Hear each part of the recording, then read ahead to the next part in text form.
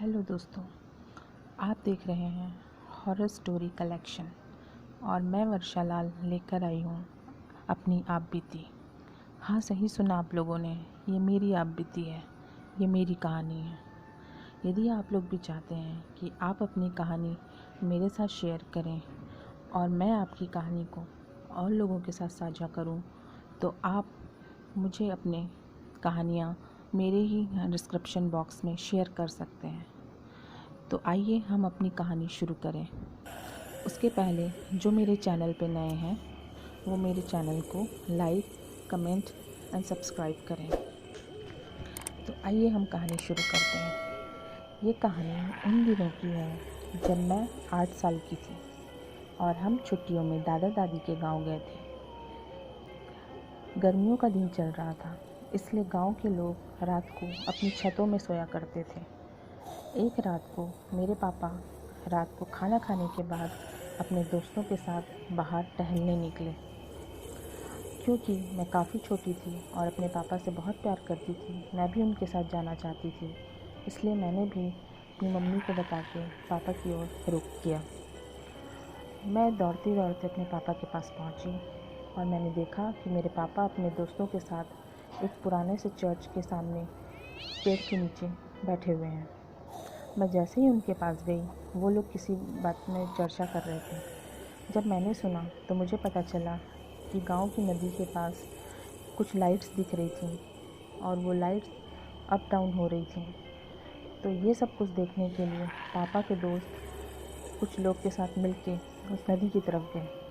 जैसे ही वो उस नदी की तरफ गए, हम लोगों ने देखा कि वो लाइट्स और बढ़ गईं और जैसे जैसे लोग उनके पास पहुंच रहे थे, वो जो लाइट्स हैं वो उनकी ओर घूमने लगी और उनको दौड़ाने लगी। ये देखते हुए वो लोग वहाँ से भागे और भागते भागते वो चर्च के पास आके रुके।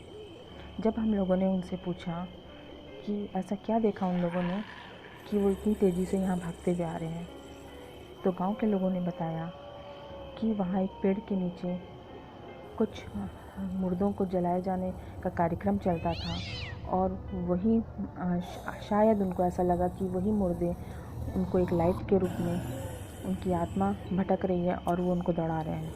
और वो सारी लाइट पानी में डूबती जा रही हैं और फिर पानी से निकल के उनकी तरफ आ रही हैं। ये सब चीज़ देखते हुए घर के लोग और गांव के लोग काफ़ी घबरा गए थे। पास आके रुके।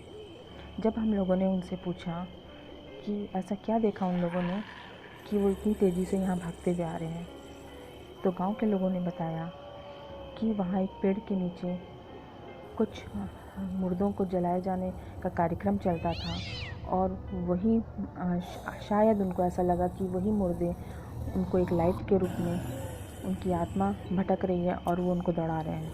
और वो सारी लाइट पानी में डूबती जा रही हैं और फिर पानी से निकल के उनकी तरफ आ रही हैं। ये सब चीज़ देखते हुए घर के लोग और गांव के लोग काफ़ी घबरा गए थे। फिर 1-2 दिन का टाइम बीता और हम लोग अपने घर को वापस आ गए। और जब हम लोगों ने गांव में दादा दादी को फ़ोन करके वहाँ का डिटेल लिया, तो हमें पता चला कि अब वहाँ पे जो भी इस टाइप की चीज़ें होती थीं वो अब नहीं हो रही हैं। तो हम लोगों ने उस चीज़ का कारण पूछा, तो उन्होंने बताया कि वो किसी की अतृप्त आत्मा थी जो उस नदी के चारों तरफ घुमा करती थी, क्योंकि उनको वहीं जला के वहीं प्रवाहित किया गया था।